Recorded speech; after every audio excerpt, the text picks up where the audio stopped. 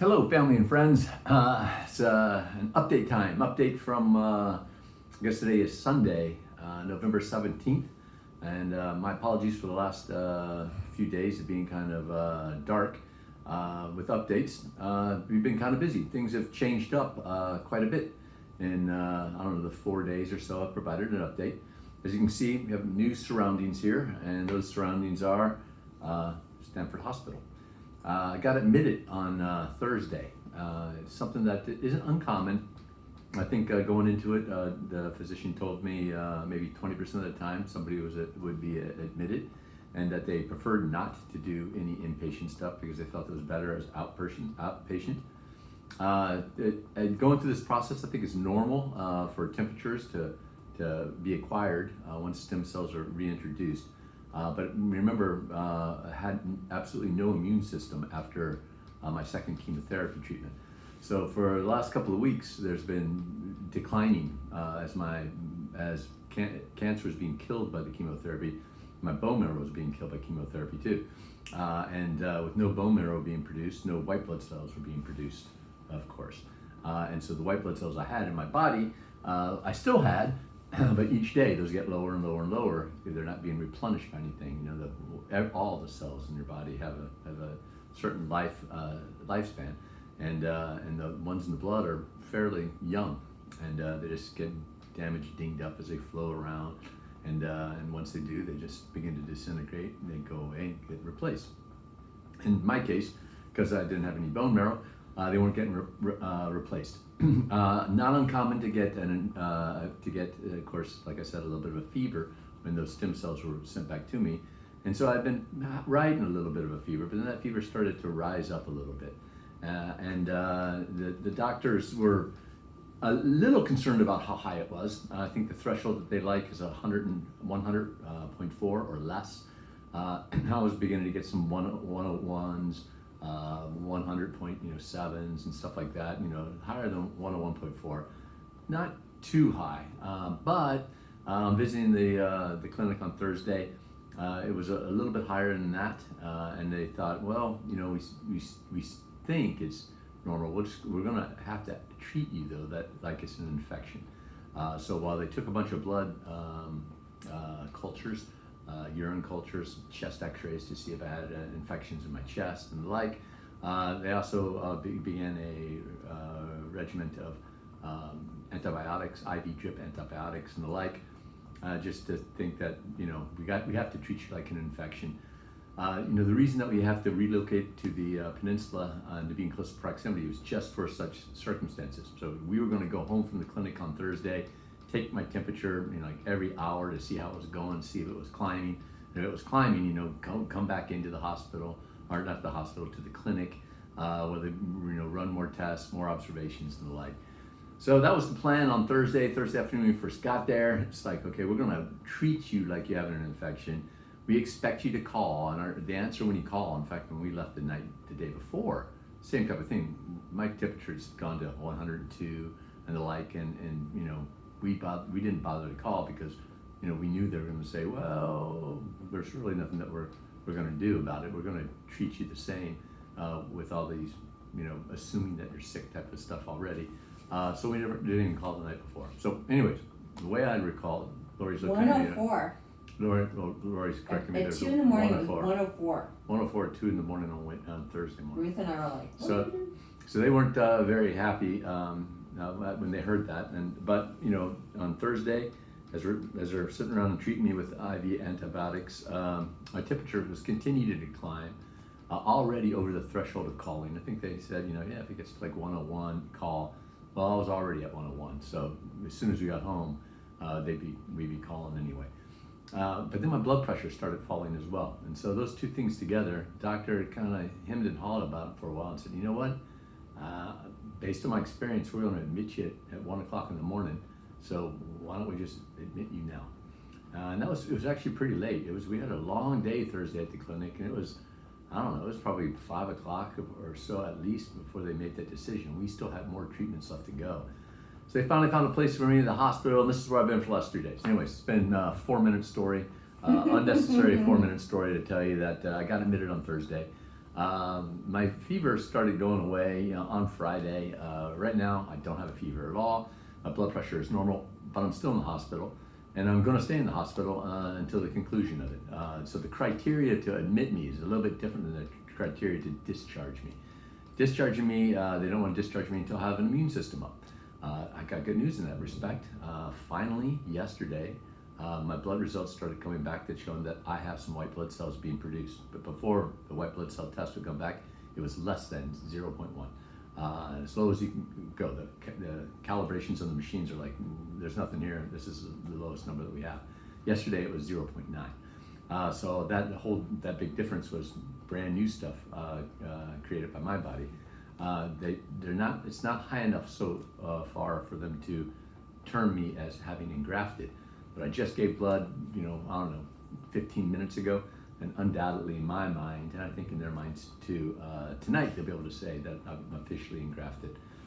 So they do expect me to be able to have a big enough immune system to be discharged from the hospital Tuesday at the latest.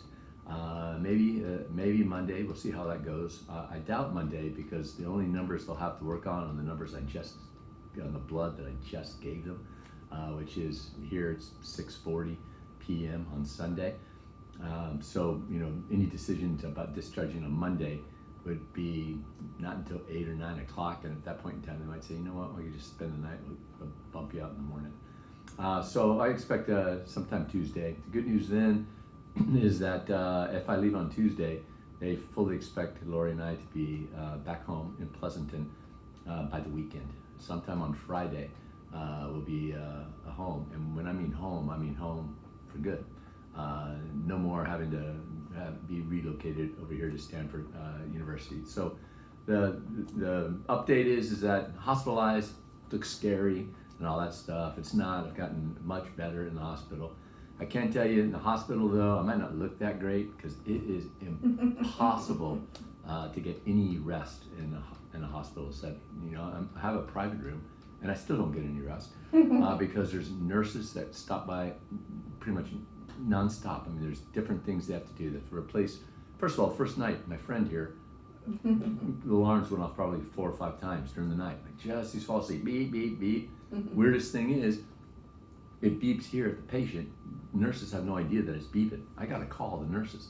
I have video cameras at home that can detect when motion's going through the camera. They'll send me a real-time message going, hey, the activity is in your backdoor camera. They tell me, they don't tell the perpetrator, the dog or whatever that's walking around. In this type of settings, you would think that there'd be some sort of device that would communicate with the nurses station going, oh, there's something that you need to know. There's this alarm's going off, as opposed to telling me.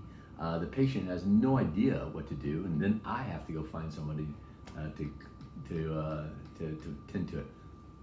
I guess the payoff of the story is 4 or 5 times on Thursday night alone, it was because of this. That doesn't count all the times that nurses have to come in the room to either draw blood or to provide me with a different medication and to replace a bag that has expired. I have had 2 infusions. I had platelets as an outpatient. I believe I had platelets given maybe Wednesday. I had red blood cells given to me Friday night. And then Saturday night, I got both. I got platelets and red blood cells. Again, to be expected to be infused, but those infusions don't come, because I'm on a cycle of giving the blood values and providing blood samples in the afternoon. They don't get those results back until maybe an hour later. Like I expect today by 7:30 p.m. by 6:20 samples will have been tested and get results back. So when they determine oh yeah, this guy needs red blood cells, then they have to go get the red blood cells. They have to test the red blood cells for the absence of antibodies and things like that. The transfusion doesn't end up taking place till 11. So even if I was asleep at 10, in comes the crew with all this stuff, including all the things that you need with transfusions. Transfusions, you have to have your vital signs taken. Ordinarily, they get taken every 4 hours anyway. Someone comes in and wakes you up to take my temperature, to take my blood pressure, blood oxygen levels, pulse. They have to do that with transfused products after the first 15 minutes. And then there's different time limits on what gets pumped in. So platelets, that gets done, I think, in an hour, pretty easy. Red blood cells, a package of that takes 3 or 4 hours. And then there's vitals checks during that, etc. Anyways, again, never met a word I didn't like to say or write. Short story that I've made up very, very long. Impossible to get any rest in the hospital. So while I've gotten better and I feel better, I am very, very tired. And it's not the fatigue from being anemic, because I've got these 2 transfusions of red cells. It's the fatigue of not sleeping. I've probably slept 3 nights up here, probably put together maybe 7 or 8 hours total. That I don't even know if that much. Yeah, that includes a pretty good nap on Thursday afternoon. I'll be in bed. I'll be asleep easy by 9 o'clock tonight. The amount of treatments I'm getting, because my fevers are gone, etc., have diminished considerably. So hopefully I'll sleep well tonight. But there's a shift change of nurses, of course. They've got to be introduced, and there's all these interruptions. I can hardly wait to get discharged, get back to the hotel, which at least I can sleep there. It's not home, but I can sleep much, much better. It's been kind of weird. I wasn't able to leave the room the first day. Second day, I did leave the room. Today, both of them at times I took walks around the ward. And when I got out of the room, I don't even know what the weather's like outside. I have windows, but I'm in a courtyard that's shaded off. In fact, today I thought it was like foggy and rainy, and asked Lori, and Lori's like, "Oh, it's a beautiful day outside. You just happen to be in like a shady corner of this courtyard." I'm like, "Oh, well, there you go." So now that I don't know what's going on outside, but as I walk around the ward, it's decorated for the holidays. Above the nurses' station, there's